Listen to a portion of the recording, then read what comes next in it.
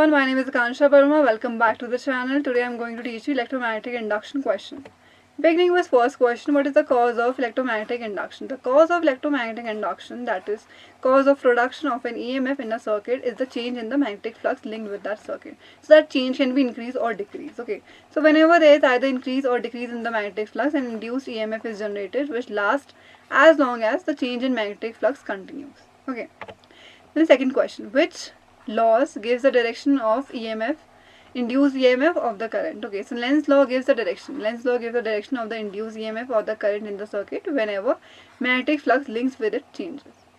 The next third question is, does Lenz's law violate the principle of conservation of energy? No, it does not violate. It supports the principle of conservation of energy. Next fourth question, this is the most important question in which many of the students get confused. तो इसमें आपको क्या करना है, predict करनी है polarity of the capacitor जब magnet क्या हो रहा है, ऐसे क्विकली मूव कर रहा है marked by the arrows. Okay, so इसमें दो आंसर्स आते हैं इसके, एक जो ऑलरेडी मेंशन्ड है उसमें, एक जो मैं आपको बताऊंगी. ठीक है, I will explain both the answers to you. अब इसमें क्या हो रहा है, जो साउथ पोल है वो क्या आ रहा है, ए बी जो कैपेसिटर उसके पास आ रहा है ना, तो हमने जो लॉ पढ़ा है, जो नीचे लेंस लॉ मैंने ऑलरेडी स्टेट कर रखा है, वो क्या करता है, अपोज करता है, opposes the initial changing in the magnetic field. तो इनिशियली में वो उसे अपोज करेगा. तो नॉर्थ किस पोल को अट्रैक्ट करता है, साउथ पोल को, वैसे साउथ पोल किसे अट्रैक्ट करता है, नॉर्थ पोल को. ऑपोजिट जो होते हैं वो अट्रैक्ट करते हैं, जो सेम होते हैं वो रिपेल करते हैं. अभी यहाँ पे आ रहा है, पास आ रहा है, मतलब इवेंचुअली वो उसे टच कर लेगा ना, तो यहाँ पे क्या करेगा, उसे रिपेल करना चाहेगा क्योंकि अपोज करता है. तो यहाँ पे क्या जनरेट करेगा, साउथ. अब अगर नॉर्थ की बात करो तो नॉर्थ को आप ऐसे ड्रॉ करते हो. ठीक है, एंड साउथ की अगर बात करो, साउथ को आप ऐसे ड्रॉ करते हो. ठीक है, तो जो नॉर्थ वाला होता है वो क्या जाता है, एंटी क्लॉकवाइज हो जाता है, और जो साउथ वाला है वो क्या होता है, क्लॉकवाइज हो जाता है. ठीक है, इसमें यहाँ पे लिख रखा है इस क्वेश्चन का अकॉर्डिंग अगर देखूँ, फ्रॉम लेफ्ट मतलब कि ये इस साइड पे बात कर रहा है. ठीक है, तो आपको मेंशन करना बहुत इंपॉर्टेंट होता है, आप कौन सी साइड से देख रहे हो और आंसर कर रहे हो. लाइक अगर मैं आपको जो एक्सप्लेन कर रही हूँ अभी, वो कौन सी साइड से, राइट वाली साइड से. तो राइट वाली साइड से मैंने यहाँ पे लिख दिया कि ये साउथ में जा रहा है. तो अगर यहाँ पे लिख दूंगी, अगर मैं राइट साइड से देखूंगी तो ये क्या करेगा, क्लॉकवाइज जाएगा. ठीक है, तो क्लॉकवाइज जाएगा मतलब ये ए से बी में जाएगा ना, तो क्लॉकवाइज जाएगा तो ऐसे, तो बी से ए में जाएगा ऐसे करके. ठीक है, तो यहाँ पे क्या हो जाएगा, बी टू ए हो जाएगा इसके अकॉर्डिंग. मतलब बी वाला दे रहा है तो बी वाला क्या हो जाएगा, इसमें बी प्लेट क्या हो जाएगी, पॉजिटिव हो जाएगी. ए वाले में एंड हो रही है तो ए पॉजिटिव क्या हो जाएगी, नेगेटिव हो जाएगी. ठीक है, ए प्लेट. अब ये वाला आंसर था जब हमने यहाँ से देख रखा था इसे, इस राइट साइड से. अब जो नीचे आंसर दे रखा है उसमें क्या दे रखा है आपको, एंटी क्लॉकवाइज दे रखा है. एंटी क्लॉकवाइज का हो जाएगा लेफ्ट साइड से देखेंगे, तो लेफ्ट वाले केस में क्या हो जाएगा, ए पॉजिटिव हो जाएगा, ऊपर मैंने क्या बोला था, ए नेगेटिव है. उसके बाद जो बी प्लेट है वो क्या होगी, नेगेटिव हो जाएगी, ऊपर बी प्लेट क्या है, पॉजिटिव है. तो वाइस वर्सा हो जाता है. जो भी साइड से आप देख रहे हो वो मेंशन करना बहुत इंपॉर्टेंट रहता है इस क्वेश्चन में. ओके, नेक्स्ट फिफ्थ क्वेश्चन है, state Faraday's law of electromagnetic induction. जो फैराडे लॉ है क्या स्टेट करता है, the magnitude of EMF induce in the circuit is directly proportional to the rate of change of magnetic flux linked with it. Mathematically से कैसे represent करते हैं, कहीं पे आपको E दिखेगा, कहीं पे ऐसा सिंबल भी दिखेगा. ठीक है, तो माइनस d∅/dt. ठीक है, क्योंकि वो उसकी डायरेक्शन क्या होती है, ऑपोजिट होती है, इसलिए यहाँ पे नेगेटिव का साइन आता है. ठीक है, जैसे ही जो इसकी वैल्यू इंक्रीज करेगी दूसरी वैल्यू डिक्रीज करती है, तो वो नेगेटिव साइन वो शो करता है. ठीक है, फिर नेक्स्ट सिक्स क्वेश्चन, एक जो कॉइल है Q is connected to a low voltage bulb B and place near a coil another coil P as shown in the figure. हमें एक्सप्लेन करना है कि B बल्ब क्या कर रहा है, लाइट कर रहा है. उसके बाद B वाला पार्ट है जो बल्ब है वो क्या कर रहा है, डिमर हो रहा है, जैसे Q को क्या कर रहे हैं, लेफ्ट साइड में मूव कर रहे हैं. अब पहला अगर हम बोलें ये दोनों क्या है, पहला सोर्स ये हो गया तो ये प्राइमरी सोर्स हो जाएगा और ये क्या हो जाएगा, सेकेंडरी हो जाएगा. ठीक है, क्योंकि AC सोर्स वहाँ पे लग रखा है. अब दो कॉइल्स हैं, अगर दो कॉइल्स की हम बात करें तो वहाँ पे क्या होता है, म्यूचुअल इंडक्टेंस जनरेट होगा दो कॉइल्स के बीच में.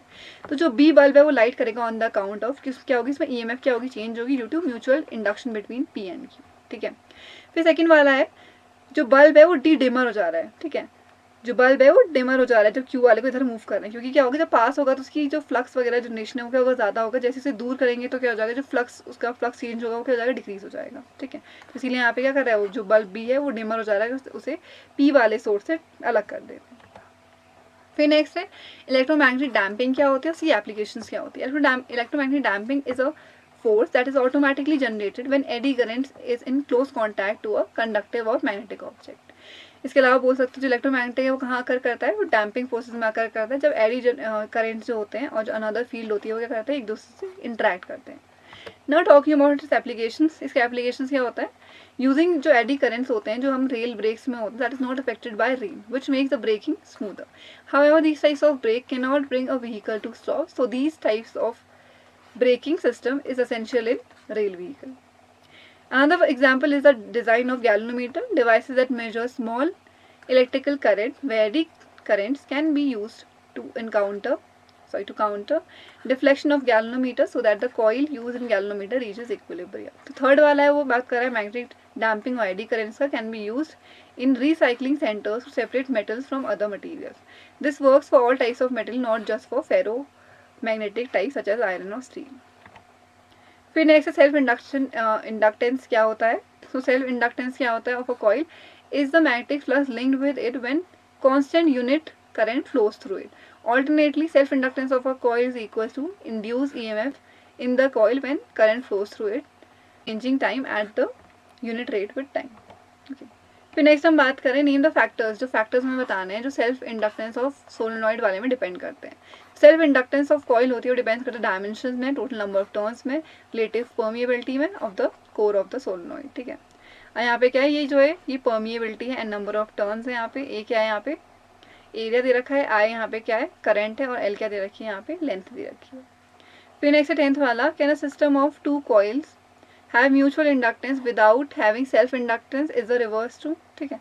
No, a system of two coils can not have mutual inductance without having self inductance individually. However two coils can have their own self inductance L1 and L2 without having mutual inductance, क्योंकि इसमें क्या होता है coupling, अगर coefficient का के जो value क्या रहेगी वो 0 रहेगी.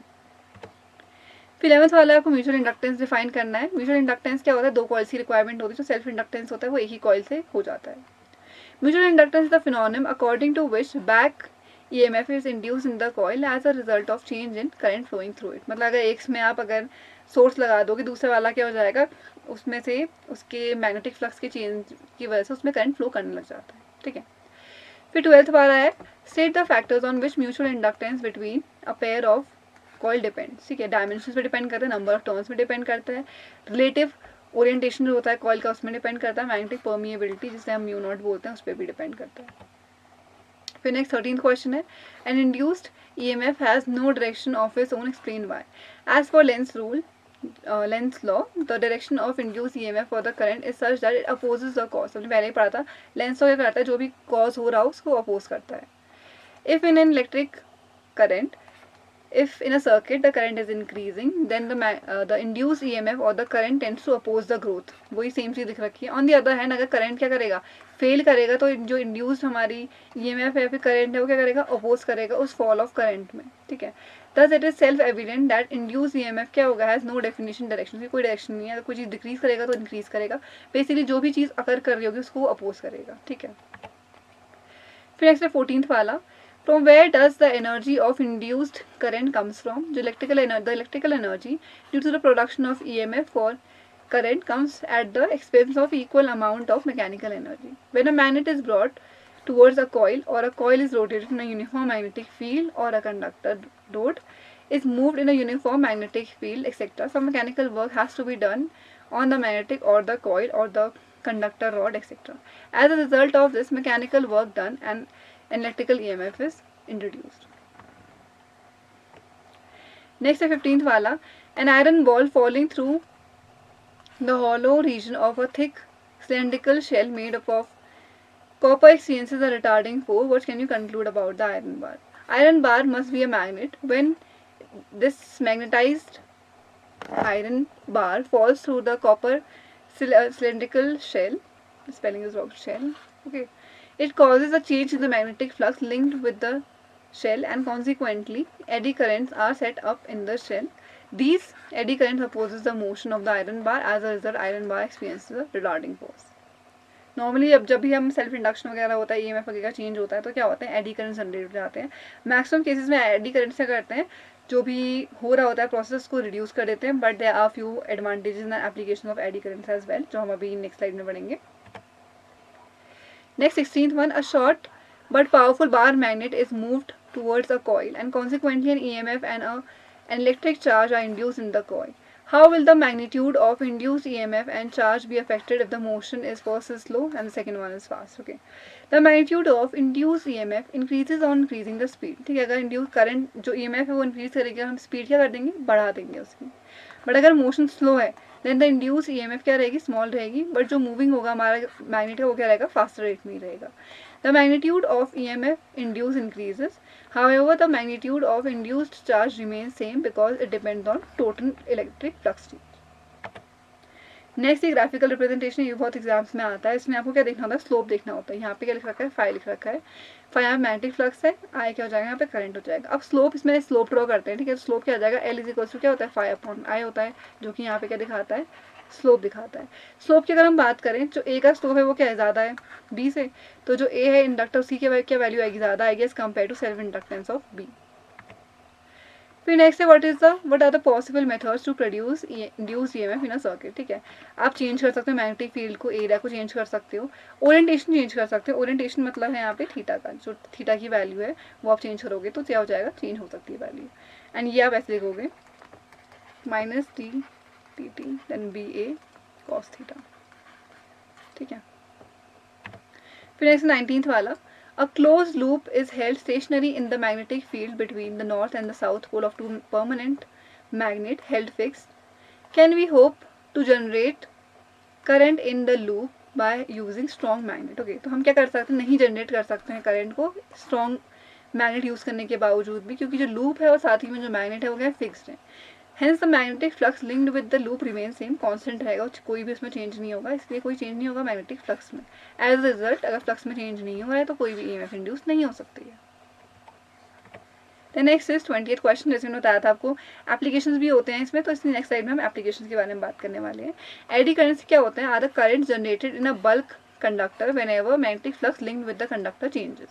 मैग्नीट्यूड जो होता है एडी करेंट्स का is generally high because electrical resistance offered by a bulk conductor extremely small. Eddy currents are electric field that are generated by magnetic field, but strength of eddy currents is proportional to the strength of magnetic field. जितनी ज़्यादा magnetic field की strength होगी उतनी ज़्यादा eddy currents की strength भी रहेगी, as well as वो एरिया पे भी डिपेंड करता है और चेंज इन फ्लक्स पे भी डिपेंड करता है. Now talking about use in application of AD currents, पहले इलेक्ट्रिकल ब्रेक्स में यूज होते हैं. जो इलेक्ट्रोमैग्नेटिक ट्रेन्स होती हैं, the wheels of the train move in air and it can be stopped bye electromagnetic currents. The opposite changing flux caused by the AD currents make the train stop. फिर एक सारा structure test भी हो सकते हैं. जो AD currents होते हैं are widely use in structural identification and testing of metallic structures. It is use to test the structural component of aircraft heat exchange tubes. फिर थर्ड आता है इंस्पेक्शन में भी ये काम होते हैं. It helps in inspection of coating layers in metals and product, and it is non-contact type of inspection which does not damage the work. फिर लास्ट वाला आता है surface rejection. जो एडी करेंट्स होते हैं is one among the many methods to find irregularity or discontinuity in the surface of material. So that's it for today's video. Please like, share, subscribe to this channel, and I'll see you in my next video. Bye bye.